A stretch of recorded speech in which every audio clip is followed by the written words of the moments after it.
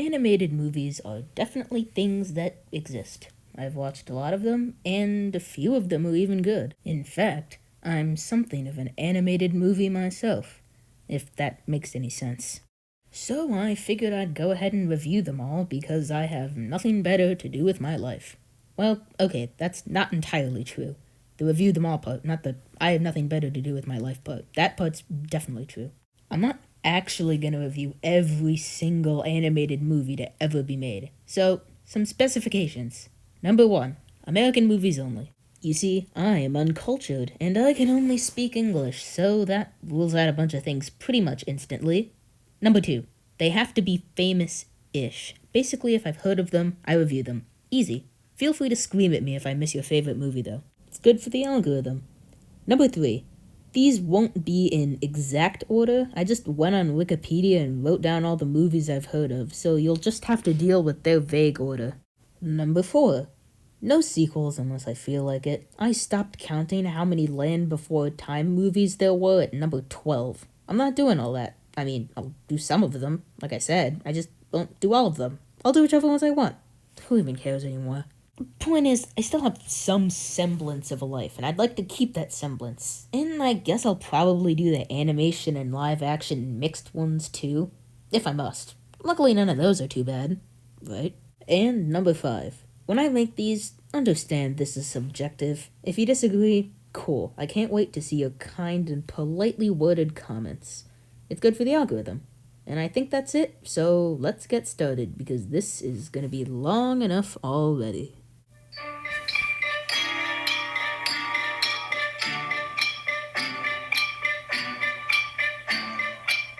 Walt Disney had a lot riding on this movie. He sold a lot of crap to make the money he needed. I think he even sold his house. Luckily for him, this was the greatest thing that late 1930s people had ever seen. Nowadays, not so much. The movie's not bad exactly, it's just very old. Which is to be expected, given that it's, old. You see a lot of things in these older movies, and I'm going to point them out now so you can see them in glaring detail in every movie to come. First, the animation. It's not great, and all they do is show it off. Sure, all of the backgrounds are kind of cool, but I'm not quite sure the folks at Disney had really mastered people yet. Prince Florian, and yes, that is actually his name, is really weird looking, and Snow literally looks like a piece of paper brought to life. No, seriously. She just looks like a flat piece of paper that just so happens to have eyes and a mouth glued on. It's horrifying. I'm horrified. And she doesn't even have a nose. Like, what kind of princess doesn't have a nose? If I was Prince Florian, I certainly wouldn't want to marry her. Like, she doesn't have a nose. Why doesn't she have a nose? Despite all that, the dwarves actually look pretty good. I'm shocked to say that their designs have held up fairly decently. And yeah, I guess all the backgrounds are good too. The animals are cool, I guess.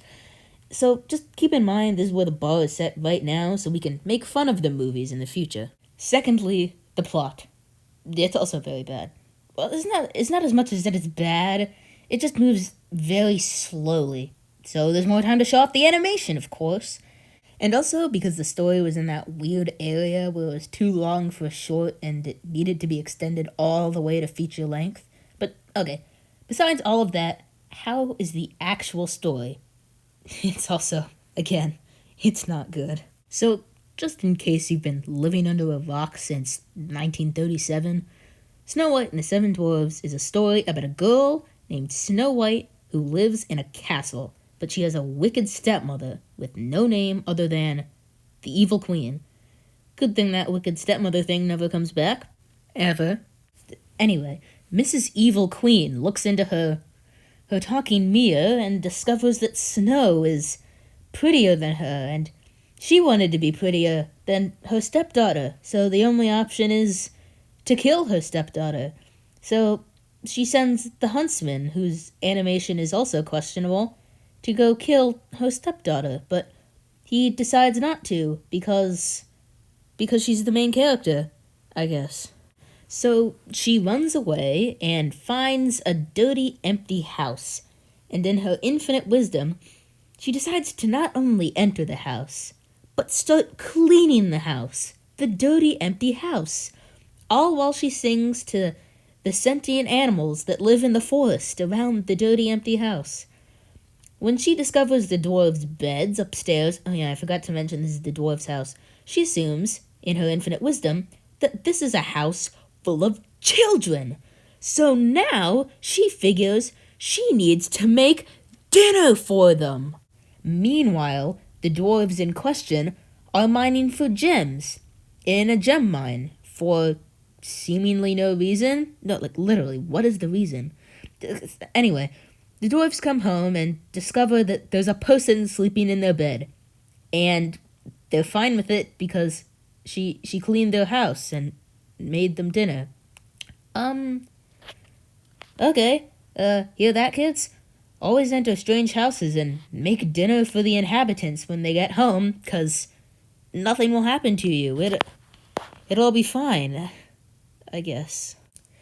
Then Mrs. Evil Queen drinks a potion to turn old, because old people can always be trusted. Hear that, kids? Yep, old people can always be trusted. Just always trust old people, always. And she also makes a poison apple to feed to Snow White.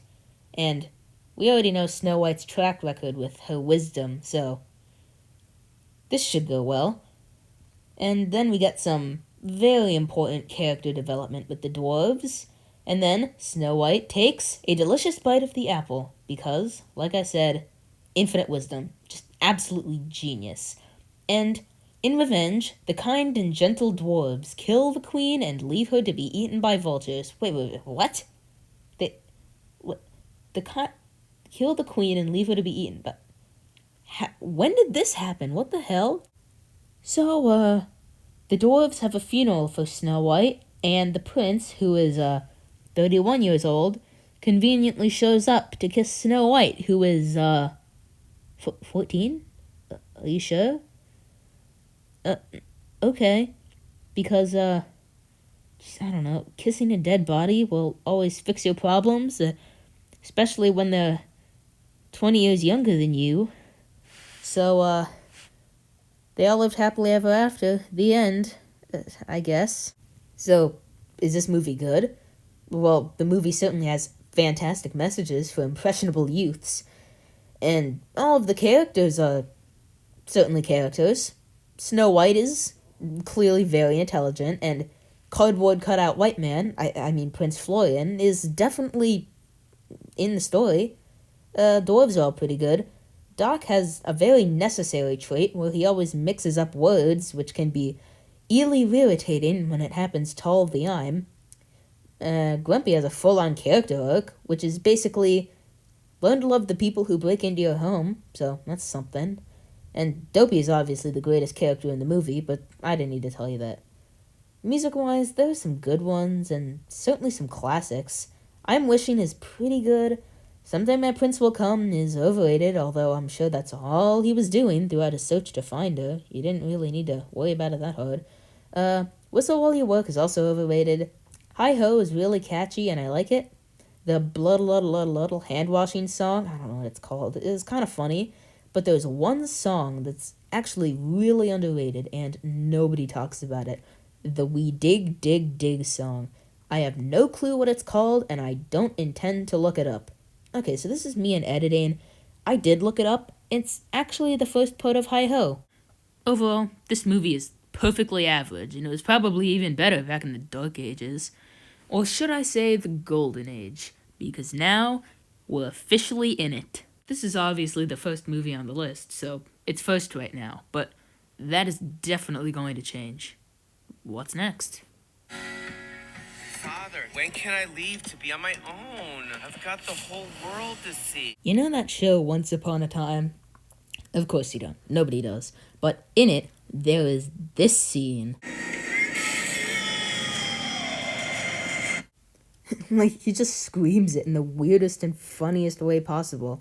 And since I actually saw that scene before I forced myself to slog through the actual movie of Pinocchio, I didn't really know what to expect, and Pinocchio cannot hope to be as masterful as that one line. Because, guys, Pinocchio is so weird. The animation is, again, very old. Pinocchio was held up well-ish, and so have Geppetto and Jiminy. The landscapes are pretty good, which is probably why the movie's budget was so high. But those water animations, oh my god. And the Blue Fairy is just the Snow White problem all over again. Like, she doesn't look real. And the donkeys looked very donkey-like. Oh wait, I'm getting ahead of myself again. But those rough edges wouldn't be a problem if we weren't forced to look at them constantly. Because once again, the movie is obsessed with showing off the mediocre animation. And by the way, I understand this was hand-drawn, so was Beauty and the Beast for the most part, so that doesn't count as an argument. But seriously, there's a whole scene where seemingly nothing is happening. The only thing in frame is a wall full of clocks. And this is obviously on purpose, because the directors and animators want you to look at how cool the clock technology is. It's just weird. Now, next thing. Before we move on to the plot, which is going to take quite a while to get through, we need to address the giant, adult humor, poorly aged, racist elephant in the room. So, first off, the adult humor. Pinocchio kicked off adult jokes in movies. Right at the start, Jiminy does this thing where he rests his hand on some lady statue's dress and he, turns around and starts apologizing, and the joke itself isn't that risky, but it did start the adult humor train that hit its highest point with movies like The Rescuers and The Little Mermaid, and even persisted up until movies like Frozen and Zootopia, and, it's still going on today. And then there's the poorly aged part. Time and time again, we see Pinocchio smoking or drinking and whatever, and by the way, I do not consider myself a Karen and have no intention of trying to cancel this movie. I understand that this movie is a product of its time, which is why stuff like this eventually died out, but the racist part is something Disney's still struggling with. At this point, it's not really racism anymore, just more like the misrepresentation of certain cultures. But, seriously, there's literally a scene where an animatronic Native American with a feather headdress is selling tobacco to kids in Pleasure Island. And he, tells them, nobody can stop you from smoking. So, while the Native American representation in movies like, Peter Pan is definitely worse, this movie once again kicked off something that is not great. Okay, now we can move on to the plot. Brace yourselves. Jiminy Cricket is a cricket that wears clothes and talks just because. He breaks into an old man's house and spies on him while he builds a puppet. This man's name is Geppetto, and he's building this puppet because he has no family or friends outside of a cat and a fish, and he hopes that the puppet will be his son. So he dances with the puppet for a while, and Jiminy watches the whole time, finding this perfectly normal. Then, in the middle of the night, a scary blue demon lady, fairy, shows up and makes the puppet, now named Pinocchio, alive, breaking many laws of physics and biology along the way. Then she deems Jiminy his conscience, just because he was there, I guess. Luckily, Geppetto takes this perfectly well and treats Pinocchio like a real kid, sending him to school. Not as luckily, Jiminy is a horrible conscience, and Pinocchio immediately gets spotted by a criminal fox and his assistant cat. So, why do these animals talk? Because Geppetto just had animals that seemed very much like normal animals. What kind of world is this? What are the implications? Anyway, demonic fox mafia man convinces Pinocchio to become an actor, and he becomes employed to Italian stereotype Stromboli. Hooray! Pinocchio then becomes an exhibit in a glorified circus along some Russian stereotype puppets, and a few others. Then the Italian stereotype reveals that he's a bad guy, and locks Pinocchio in a cage. Jiminy tries to rescue him, and it doesn't work instantly, so he promptly gives up, and then the Blue Fairy rescues them, breaking her own rules in the process. Cool. During this scene, we learn that Pinocchio's nose grows when he lies, a concept that never comes back again. Which, alright. So, then they go back home, but Pinocchio runs into demonic fox mafia man again, and he trusts him again, and together they go off to Pleasure Island, a place where boys can be pleasured. Wait, that doesn't sound right. Never mind. So Pinocchio goes to Pleasure Island and gets high with a bunch of his new friends. Jiminy catches up and calls one of his friends a jackass. But then we get the reveal that all of the kids that pleasure themselves too much, it still doesn't sound right, get turned into donkeys so they can be auctioned off into slavery. I'm sorry, what was that? Yeah, this kind of comes out of nowhere and makes this movie even weirder. So then Jackass Boy turns fully into a donkey, and Jiminy and Pinocchio escape into the ocean surrounding the island, where they then swim all the way back to the mainland. Okay, but when they get there, they receive a note from the Blue Fairy, who had just broken her rules a second time, telling them that Geppetto had been eaten by a whale. Or at least I think it was the Blue Fairy. I wasn't paying that much attention. But the part we should focus on is this is the second time Pinocchio and Jiminy have been stopped on their way home for another plot element to be introduced. Why? Anyway, then Pinocchio and Jiminy swim underwater to look for Monstro the whale, holding their breath for interminably long amounts of time in the process. Which is fine for the wooden guy, I guess, but Jiminy's a literal insect. Like, huh? It doesn't matter, just look at the pretty underwater animation. Anyway, Pinocchio gets eaten by the whale as well, so Geppetto and Puppet Boy start a fire inside the whale to burn it alive, or something like that, so they can escape. And they do, but Pinocchio dies a horrible death because now he can drown. Unlike 5 minutes ago, where he apparently could hold his breath for hours on end and survive getting chewed up by a literal whale. Whatever. But the Blue Fairy shows up in the story again to make Pinocchio a real boy. Yay. Then we get the part where Geppetto is so overcome with grief that he tries to convince Pinocchio that he is indeed dead, which is the only time throughout this whole movie that I actually felt any emotion. That's probably not a great sign. So, is this movie good? Absolutely not. All of the characters suck, whether it be the anthropomorphic fox who's there for no reason or the stupid donkey enslaver man. Every single song is unmemorable and boring, even the Strings on Me one. I'm shocked how this movie is considered a Disney classic because it does not share an iota of the charm captured by Snow White, which is really saying something, because that movie's not even that good. This movie has to go below Snow White. I honestly think Walt Disney saw some complaints on ye olde Facebook about how Snow White was too basic, so he made his next movie the most contrived and convoluted piece of garbage to ever be produced by the studio. Although, that title wouldn't be held for long. Let's see what's next. Fantasia is a different type of movie. For one, it's a collection of shorts, something never done by Disney before. For two, the whole point is to show off animation, while most movies at the time tried and failed to do it sneakily. And for three, this movie is technically the first hybrid of animation and live action on the list, because each short is preceded by a speech by real-life man Deems Taylor conducting a real-life orchestra. Let's see how it is. Since this movie is literally 2 hours of shorts, which inevitably means a lot of shorts, I figured the best thing to do is to review each one in its ranked order from least to greatest, besides the soundtrack one, which I literally refuse to talk about. Number 15, Toccata and Fugue in D minor, also known as the opening number. Everybody knows the song, but only the good part at the beginning, the part that goes da-na-na, da-na-na-do-do. Yeah, that part. And that's the part that happens during the weird silhouettes on the wall part. Once we get to the animated part, the music just sucks. And the animated part itself is just so strange. It feels like one of those Windows Media Player backgrounds. Is that right? Like the cool moving backgrounds that move around and look kind of nice but aren't meant to carry an entire orchestra? Those.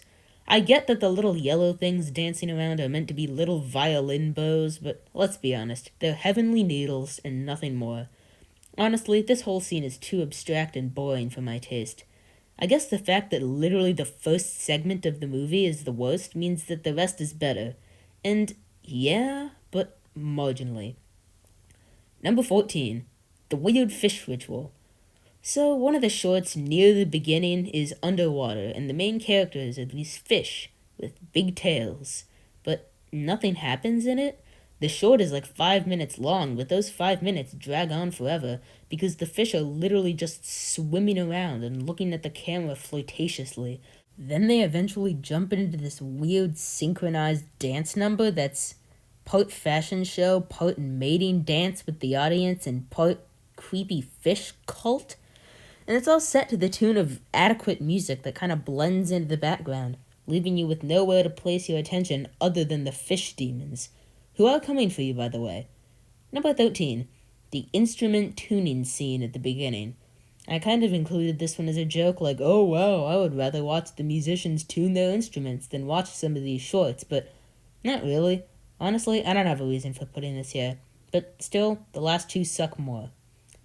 Number 12, the improv jazz number. So in between, I think, the dinosaur short and the mythology short, which we'll get to later, we just have this part where a cello player, or maybe a bass player, I don't really know, starts playing this jazz background part and a bunch of other people join in. It's not even that it's particularly good, it's just funny that it happened.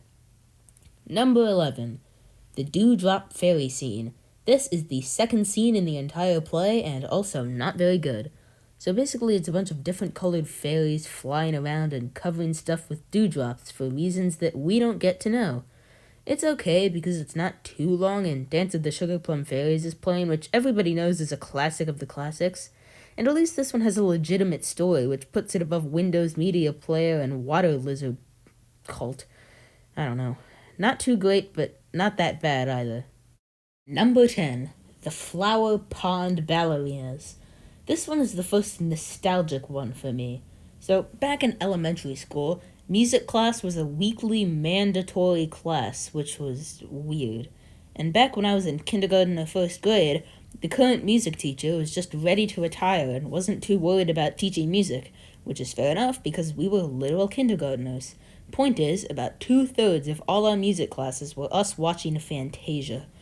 But the class was only half an hour long, so we just watched the same 4 shorts over and over and over again. One of these was the Flower Ballerinas on the Lake to the tune of Waltz of the Flowers.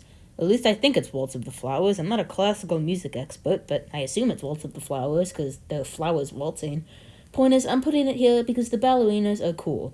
I like the music, and I miss the days where we could play boom whackers in music class before going home to eat some grapes and watch cartoons. Oh well, number 9. Number 9. The other flower one, where they do a line dance. So, there's the flower ballerina one that I just talked about, and there's also a second one with flowers where they do some sort of line dance to the tune of another Nutcracker song. I think it's the main theme, but again, I have no clue. This also happens to be one of the nostalgic 4 for me, so here it is. Number 8. Fairies Part 2, Electric Boogaloo. So apparently the first fairy one didn't suck enough, so they figured that out of all of the shorts, they'd give this one an encore. But it was actually slightly better, so it's excusable. So in this one, they go through the changing of the seasons, which is a more creative concept than make everything dewy because dewdrops are dewy, I love dew so much. The ice fairies are cool, the part where they skate across the pond and make the frost trails is cool, and the snowflake animation really stands out against the nightmarish fairies that I've managed to avoid talking about until now. And they play that song that they always play at weddings. It might be the wedding march, it might not. I truly don't feel like finding out. It's the one that goes da na na na na na na na na na. Yeah, that one. Overall, the Tinkerbell Sextilogy did it better. And yes, I said sextilogy, as in 6. We'll get there eventually. Number 7. The Animal Ballet. So, a quick disclaimer before we move on. You may have noticed that a lot of the shorter shorts are at the lower end of the ranking and the longer shorts are at the higher end of the ranking. That's not because every single long short is better than every single short short. They are not. As a whole, the longer shorts are better than the shorter shorts, so I've categorized them accordingly. Ish. With that being said, I really dislike this Dance of the Hour story. It's way too long, a theme you will see in all of the longer shorts except a certain iconic short about a sorcerer and his apprentice. So basically, it's supposed to go through all the times of day, so like dawn, noon, evening, and so on, via specific dance numbers. And the dance numbers are done by animals. But here's the issue. I literally would not know we were going through the times of the day if Deems Taylor had not explicitly told us before the short started. But, okay, maybe this short has some redeeming qualities. No. The music is really repetitive and boring, and the choreography is so confusing that I literally had no idea what was going on. But there is one issue that makes the other ones pathetic by comparison, even though it's not even a real issue.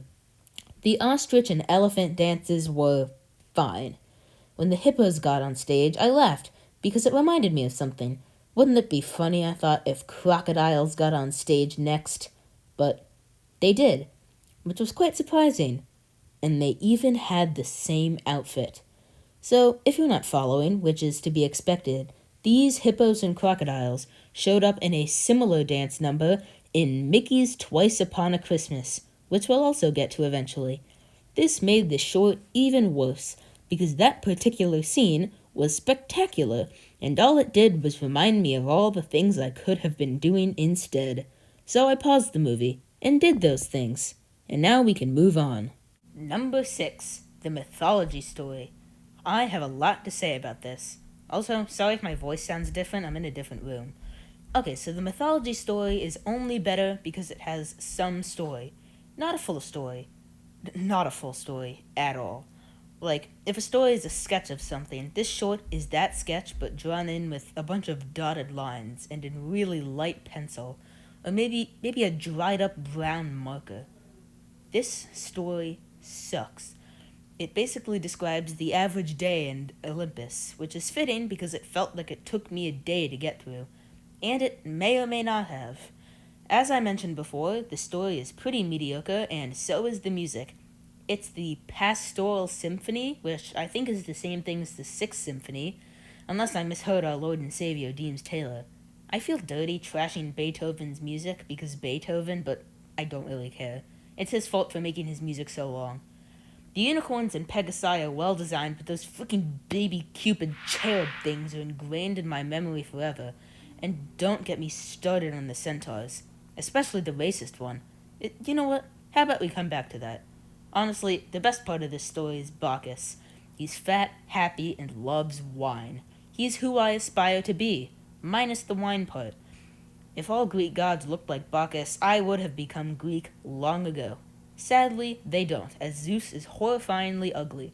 And now it appears I have no choice but to address the Black Centaur, because I can't think of anything else to say.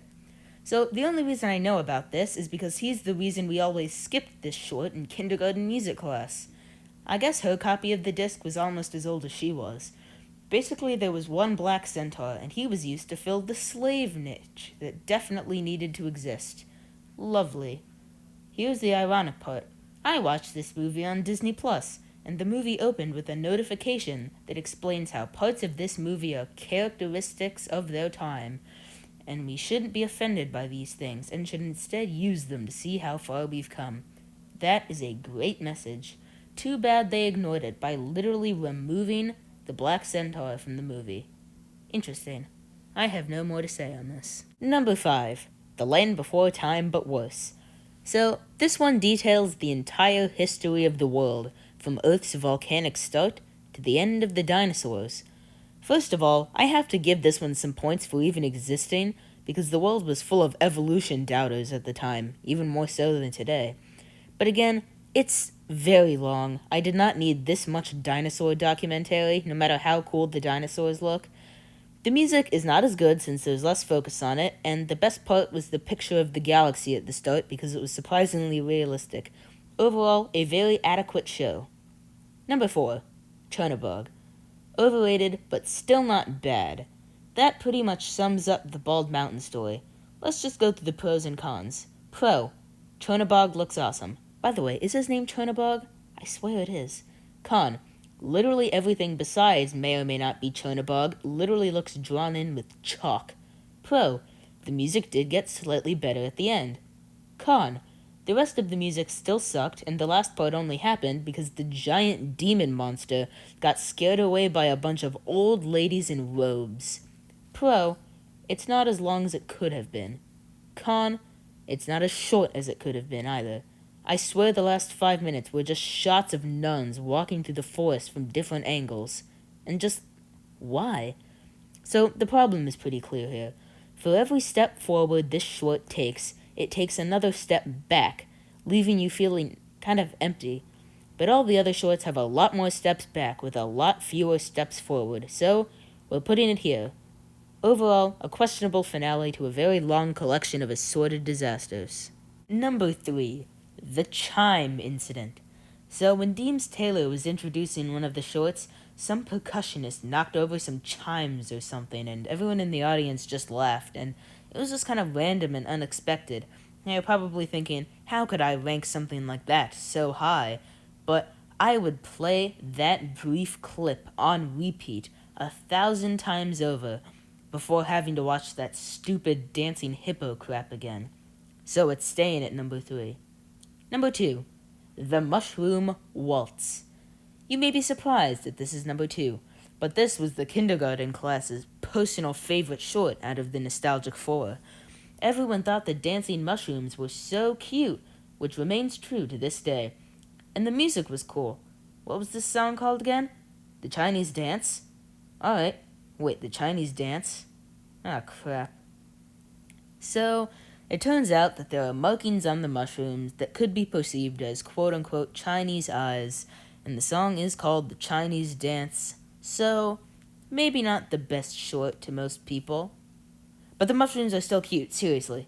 Number 1. Mickey and the Broomstick. The Sorcerer's Apprentice is obviously first. Nobody could have expected anything different, especially for me, as this was the last of the nostalgic 4. The music is fantastic. It's the only song that's actually catchy enough to get you to hum along. The story is really creative, even though Disney didn't technically come up with it. The legacy is clear. Mickey with his wizard hat and robe is maybe the most iconic Disney symbol besides maybe Steamboat Willie. So iconic that they tore down the giant hat at Disney World, which I will never get over. Anyway, the characters are great. Mickey is great. The wizard, who's just a caricature of Walt Disney, is great. The broom and all of his clones are great. Hey, was this the original Clone Wars? Doesn't matter. It's all great. 10 out of 10, the only good and non-controversial part of the movie. And that's it. I am unbelievably tired. But we went over every short in Fantasia. Good thing there isn't any more Fantasia. I'm not sure I can handle it. Oh. Oh no. Well, not for a while anyway. So in conclusion, The Sorcerer's Apprentice is one good thing in a broken, poorly aged concert meant for infants. Or maybe Microsoft computer engineers, because they're the only ones who would be into that Windows Media Player stuff. But now comes the real question. Is this better or worse than Pinocchio? I mean, it's gotta be worse, right? Sure, Pinocchio was a twisted and horrifying tale about a boy made of wood getting drunk and turning into a donkey only to then be eaten by a giant monstrous whale, but it could never make me feel as empty inside as that hippo and crocodile dance routine. I'm going to bed. It's only 8:30, but I don't care. Hey, maybe I'll have some interesting dreams. Wait, what the heck is this?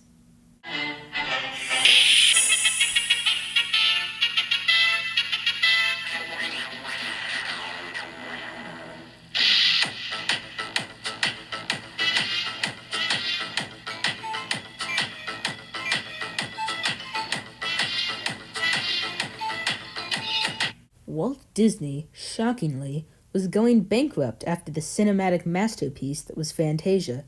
He needed something to get some easy money. A beautiful story that everybody could relate to. Something with zero controversial aspects.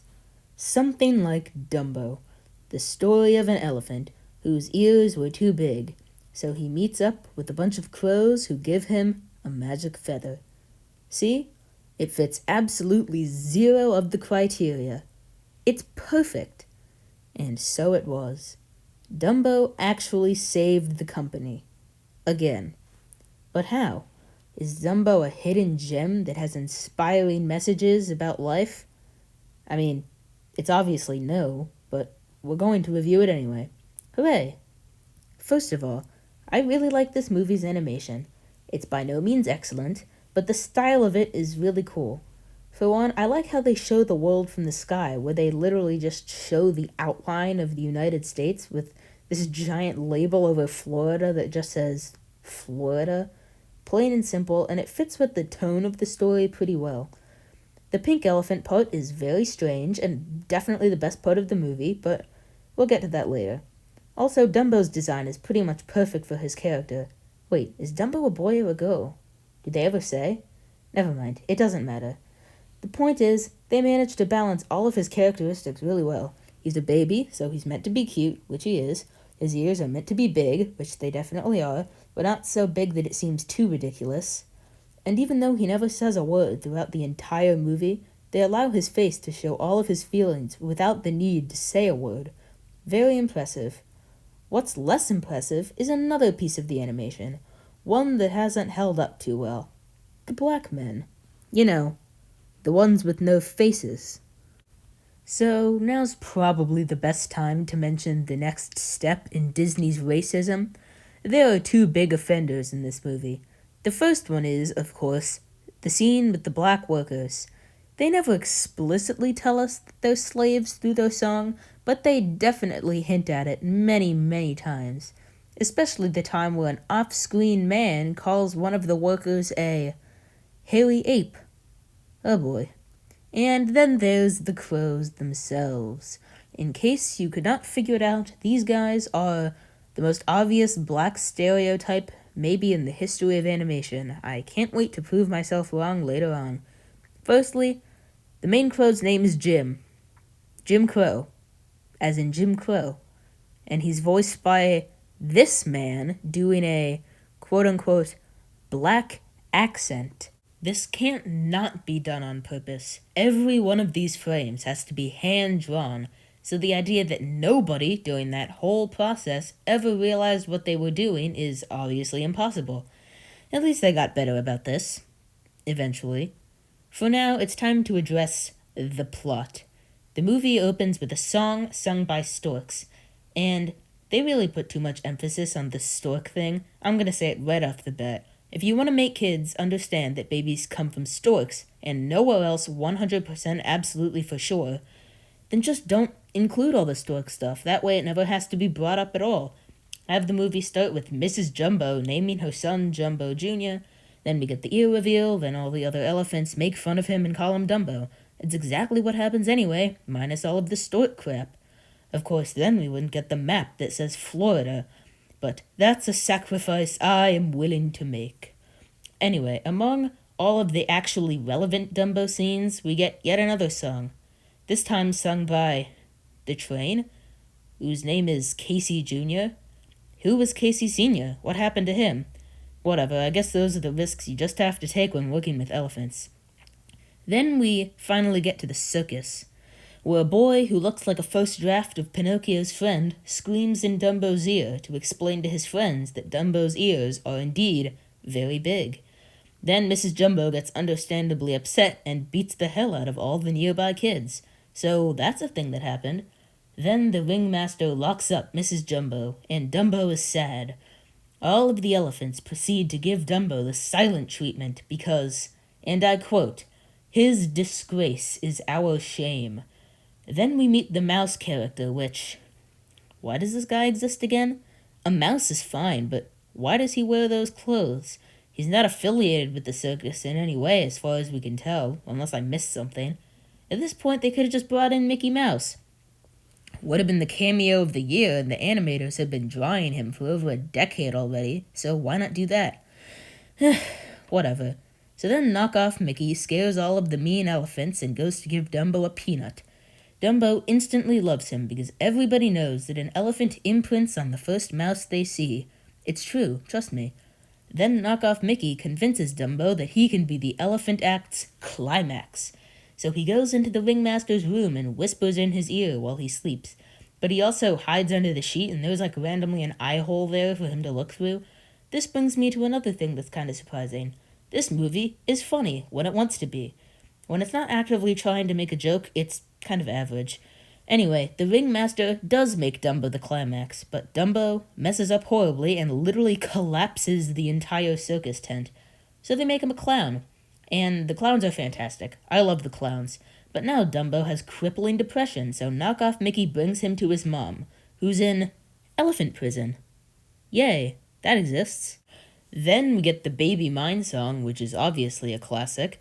We cut back to the clowns, where they determine the best thing to do is to get Dumbo to jump from a building that's 1,000 feet tall, bringing the circus's economic situation into question, but then they accidentally spill champagne into some water, which Dumbo and knockoff Mickey promptly drink, unknowingly.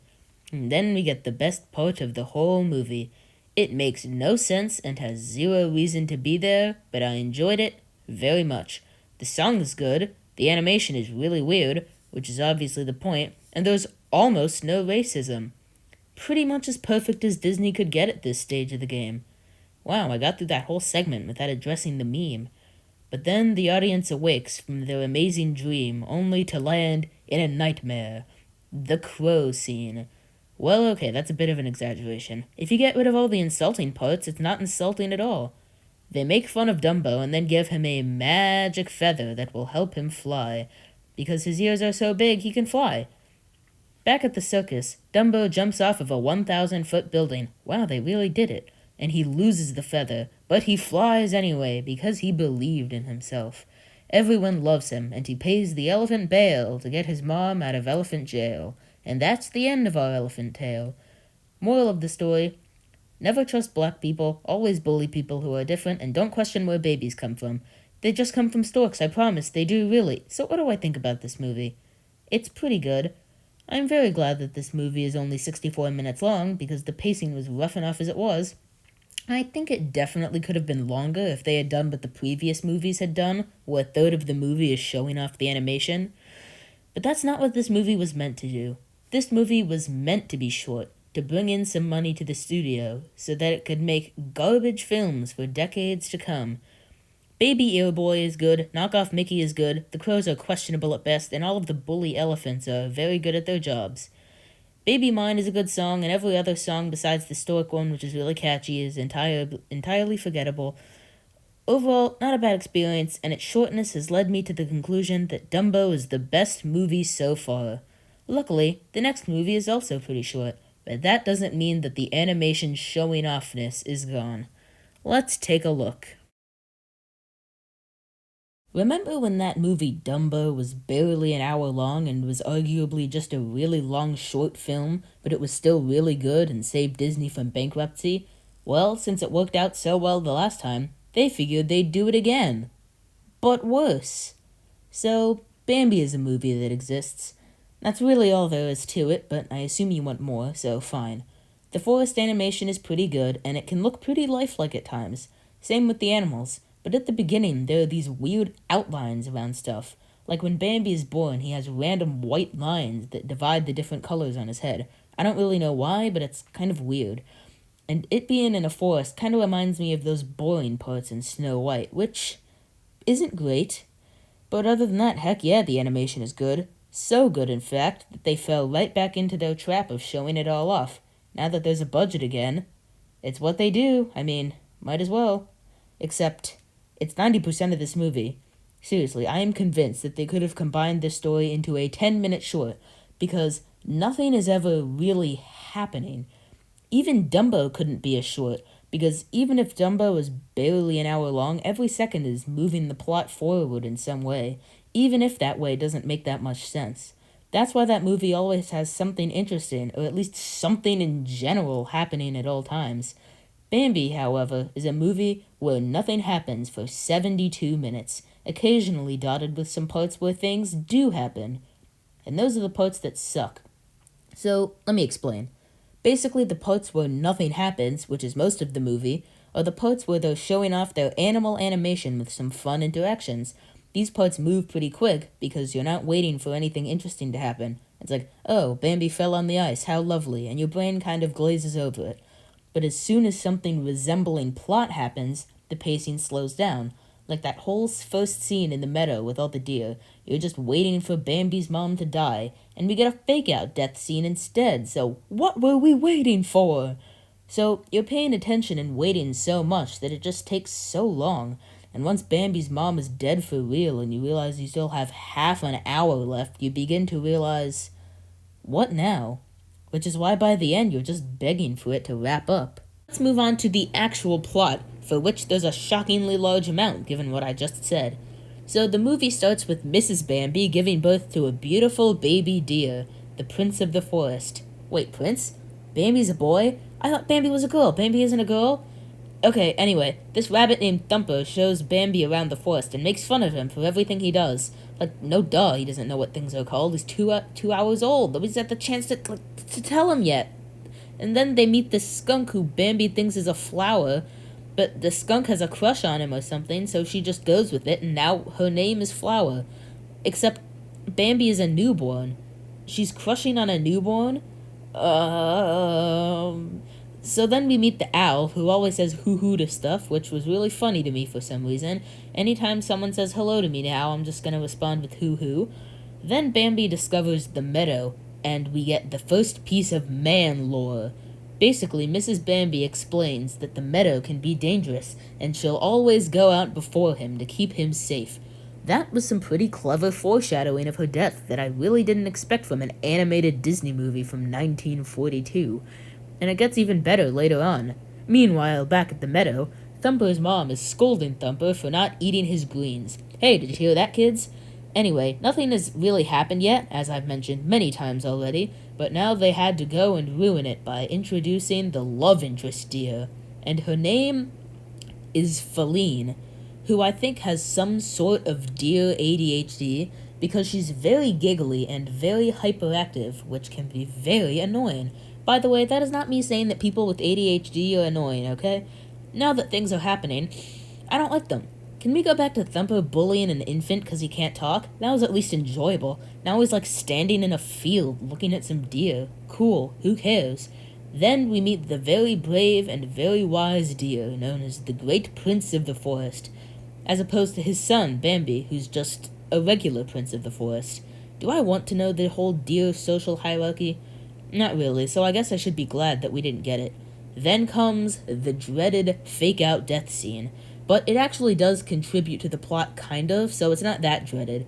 Basically, the sky slowly grows darker and Bambi runs away from the meadow with another deer after some commotion.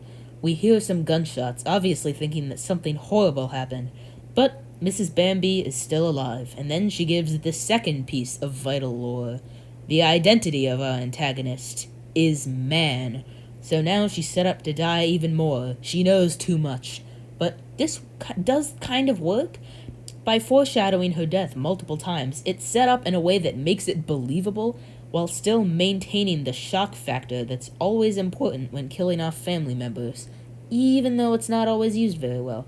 Anyway, then we get the winter scene, which I desperately needed because there were too many things happening and I needed a break.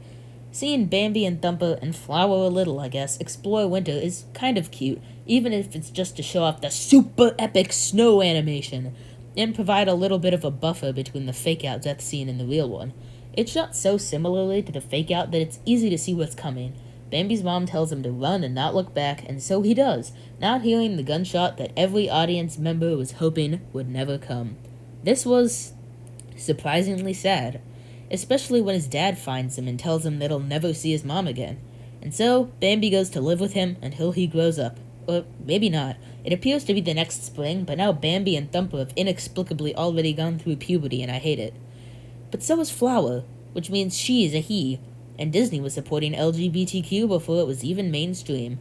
Granted, they were also doing the same thing with pedophilia, but don't think about that. Anyway, then the owl gives them a haunting speech about love or something, and they all say, "We'll never fall in love," or something. And then all of the supporting characters promptly find supporting, or annoying, love interests and marry them. Cool, I hate Thumper now. The puberty thing definitely didn't help, but I think it was all the erotic stuff that really just killed him for me.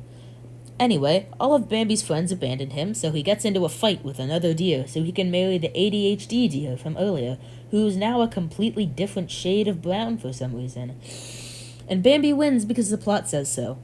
And Bambi and ADHD have a loving moment for like 10 minutes, which has got to be more than one moment, but I digress.